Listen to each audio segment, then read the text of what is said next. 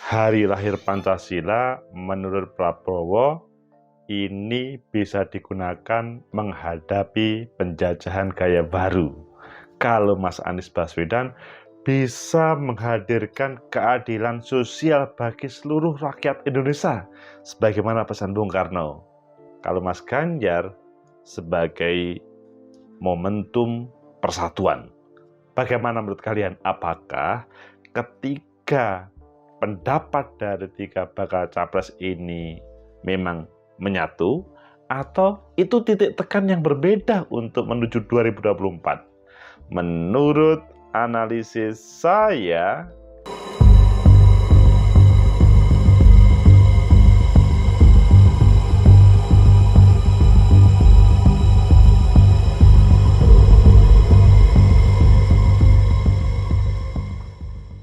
Assalamualaikum warahmatullahi wabarakatuh. Salam sejahtera untuk kita semua. Pecinta masa depan negeri, tegakkan kebenaran, lawan ketidakadilan.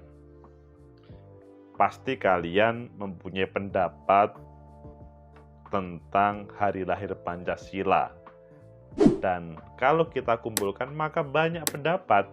Namun karena kita punya idola untuk menjadi tokoh nomor 1 di Indonesia, Pak Prabowo, Mas Anies, Mas Ganjar, ayo kita baca di beberapa media seperti apa gagasannya dan selanjutnya apakah ini sebetulnya sinergis atau berjalan masing-masing atau ini juga ada hubungannya dengan 2024.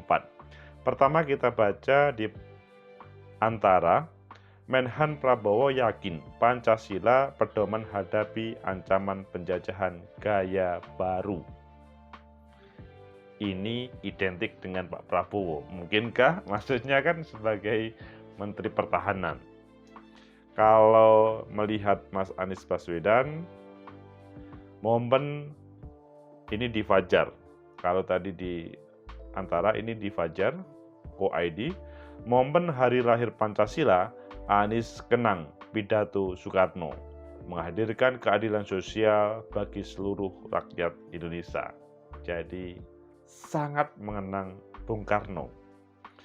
Selanjutnya kita baca di Tempo, judulnya Peringatan Hari Lahir Pancasila Ganjar Pranowo, momentum tingkatkan persatuan. Ayo pilih yang mana? Ya harus kita pilih ketiga-tiganya, tapi kita baca sepintas-sepintas saja. Nanti kita kupas sebetulnya bagaimana pesan tiga bakal capres ini. Pertama di antara, Menhan Prabowo yakin Pancasila pedoman hadapi ancaman penjajahan gaya baru. Jakarta antara, Menteri Pertahanan Prabowo Subianto meyakini Pancasila yang menjadi buah cemerlangan para pendiri bangsa adalah pedoman yang kuat bagi Indonesia untuk menghadapi berbagai ancaman penjajahan gaya baru. Menhan mengingatkan Pancasila sebagai dasar negara dapat mempersatukan semua suku, bahasa, adat, dan daerah dari daerah yang berbeda-beda. Juga menurut saya tanpa ada Pancasila, Republik Indonesia bisa terancam. Pancasila yang mempersatukan kita, kata Prabowo, dikutip dari keterangan tertulis yang diterima di Jakarta. Ini sangat identik dengan Menteri Pertahanan. Ya memang beliau Menteri Pertahanan. Kemudian kalau kita baca miliknya Mas Anies di Fajar Co.id, momen hari lahir Pancasila, Anies kenang pidato Soekarno menghadirkan keadilan sosial bagi seluruh rakyat Indonesia. Menarik dari Fajar Co.id, di momentum hari lahir Pancasila 1 Juni 2023 ini, bakal capres Anies Baswedan mengenang pidato Soekarno dalam sidang BPUPKI pada 78 tahun silam. Hari ini kita memperingati 78 tahun silam ketika Bung Karno menyampaikan pidato bersejarah tentang Pancasila di hadapan sidang BPUPKI. Ucapnya dalam unggahannya. Dikatakan dalam pidato Presiden pertama Indonesia itu terdapat poin keadilan sosial bagi seluruh rakyat Indonesia. Mari terus berikhtiar untuk mewujudkan tujuan utama kita bernegara yang terkandung dalam pidato tersebut, yaitu menghadirkan keadilan sosial bagi seluruh rakyat Indonesia. Kemudian kita baca yang terakhir, kutipan dari apa yang disampaikan oleh Mas Ganjar untuk sebagai persatuan. Bagaimana sebenarnya yang disampaikan? Peringatan Hari Pancasila, Ganjar Pranowo momentum tingkatkan persatuan. Judulnya sangat menarik. Tempo. Gubernur Jawa Tengah Ganjar Pranowo menyerukan semangat persatuan saat upacara peringatan Hari Lahir Pancasila di lereng Gunung Merapi dan Gunung Merbabu, tepatnya di alun-alun Pancasila, Desa Cepogo, Kabupaten Boyolali, pada Kamis 1 Juni 2023. Dengan mengenakan beskap berwarna merah, Ganjar Pranowo memimpin jalannya upacara Hari Lahir Pancasila dan menegaskan pentingnya menjaga persatuan anak bangsa. Peringatan Hari Lahir Pancasila harus menjadi momentum bangsa. Indonesia meningkatkan persatuan. Dengan begitu, maka cita-cita founding fathers kita untuk mewujudkan bangsa Indonesia akan tercapai. Pecinta masa depan negeri, tegakkan kebenaran, lawan ketidakadilan. Menarik para bakal capres ini, tidak ada kalimat yang negatif, tetapi semuanya memotivasi untuk berbangsa dan bernegara. Tetapi, sebagaimana pertanyaan pada awal tadi, apakah ketiga bakal capres ini, meskipun pernyataannya berbeda, tetapi memang semuanya terrefleksi dari 1 Juni, apakah juga ada hubungannya dengan Pilpres 2024? Menurut analisis saya, pertama, bahwa masing-masing bakal calon presiden itu menampilkan pokok pikirannya pada 1 Juni ini berdasarkan refleksi masing-masing. Jadi ketika Pak Menhan, maksudnya Prabowo Subianto, mengatakan ini sebagai momentum untuk, maksudnya Pancasila pedoman hadapi ancaman penjajahan gaya baru, beliau adalah memang sebagai Menteri Pertahanan, dan banyak penjajahan gaya baru yang publik, masyarakat, anak negeri itu tidak sadar itu adalah penjajahan gaya baru. Misalkan, kita itu suka produk-produk luar negeri. Ayo, ngaku gak? Itu kan tanpa disadari, itu adalah penjajahan gaya baru. Mengapa kita tidak memproduk dan selanjutnya bisa menjual kepada mereka? Tapi kita malah bangga terhadap produk-produk mereka, bahkan kita membeli 1 juta, 2 juta, bangga. Ini ada sesuatu yang dalam bahasanya Pak Prabowo, penjajahan gaya baru itu nyata adanya.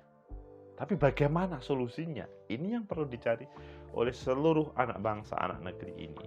Kemudian kalau kita melihat Mas Anies Baswedan, bahwa menghadirkan keadilan sosial bagi seluruh rakyat Indonesia, itu kenangan Mas Anies pada 1 Juni ini ketika Bung Karno menyampaikan di hadapan BPUPKI. Ini menunjukkan bahwa ada sebuah yang dilihat dari kacamata Mas Anies Baswedan, ada keadilan sosial yang belum untuk seluruh bangsa Indonesia. Refleksi beliau ketika pada posisi saat ini, beliau bukan gubernur, bukan seperti Pak Prabowo sebagai menteri, tapi posisi sebagai rakyat yang berproses mendengar suara rakyat. Dan di situ muncul refleksinya. Belum semuanya merasakan hadirnya keadilan sosial bagi seluruh rakyat. Sehingga beliau menyampaikan, Anies kenang pidato Soekarno menghadirkan keadilan sosial bagi seluruh rakyat Indonesia. Apakah seperti itu? Ayo Kemudian kalau Mas Ganjar terkait dengan pesannya itu kan, Ganjar bela Jokowi. Ganjar itu mengatakan Pancasila, maksudnya lahir Pancasila, momentum tingkatkan persatuan. Ini juga dirasa sebagai Gubernur Jawa Tengah yang memimpin upacara hari lahir Pancasila di Boyolali di Cepogo, dan ada yang direfleksikan. Ya, bagus Pancasila itu bisa mempersatukan dari seluruh kelompok, suku, agama, ras, dan antar golongan, adat, pulau, itu bisa bersatu. Pecinta masa depan negeri. Yang kedua, kalau menurut saya, pokok-pokok pikiran dari masing-masing bakal calon presiden itu ada hubungannya titik tekan dari embrio visi misi masing-masing. Jadi, meskipun ketiga-tiganya itu mempunyai kebaikan untuk menuju 2024, tetapi ada titik tekan yang berbeda. Kalau menurut saya, itu semua mendasarkan pada refleksi kehidupan masing-masing. Dan apakah hal ini atau mana yang paling cocok untuk rakyat, ya kemudian rakyat akan menilai.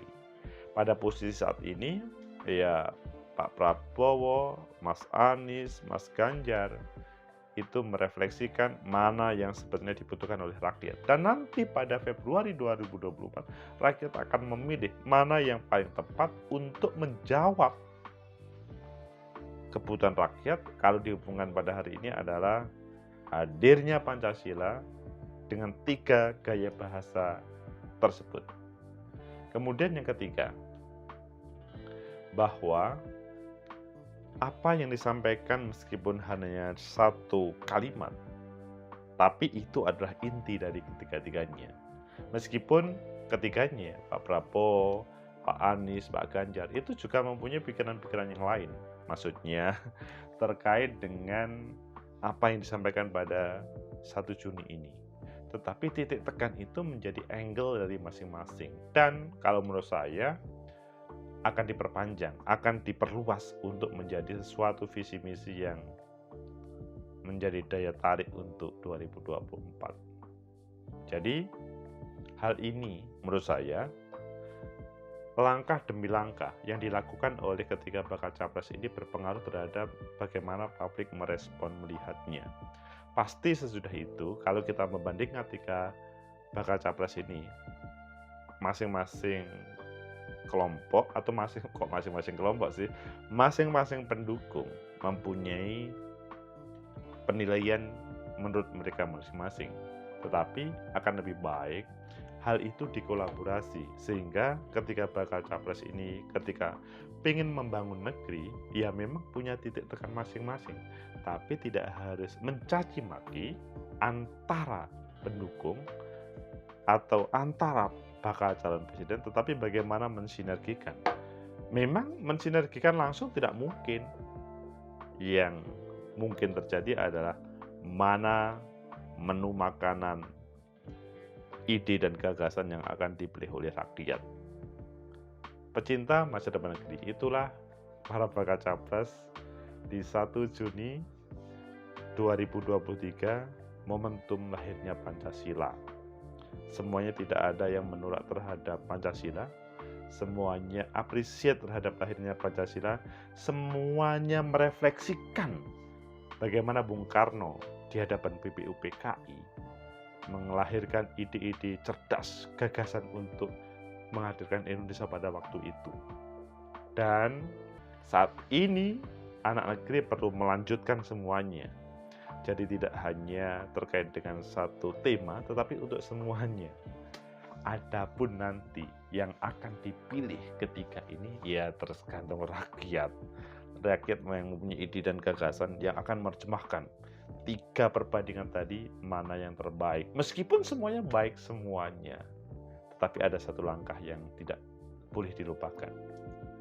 Gagasan-gagasan itu tidak boleh hanya selesai pada ucapan pada lahir Pancasila ini, tapi akan dibuat pada visi misi program nanti, dan masing-masing akan menjalankan mendasarkan pada semangat masing-masing menghadirkan.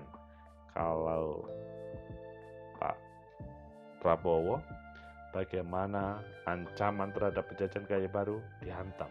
Kalau Mas Anies Baswedan, keadilan sosial memang harus merata, semuanya berdasarkan pada pemikiran Bung Karno pada waktu itu. Kalau Pak Ganjar, ya ini adalah momentum persatuan untuk seluruhnya. Jadi bagus semuanya. Semoga bermanfaat. Like, subscribe, comment, and share. Sampai jumpa.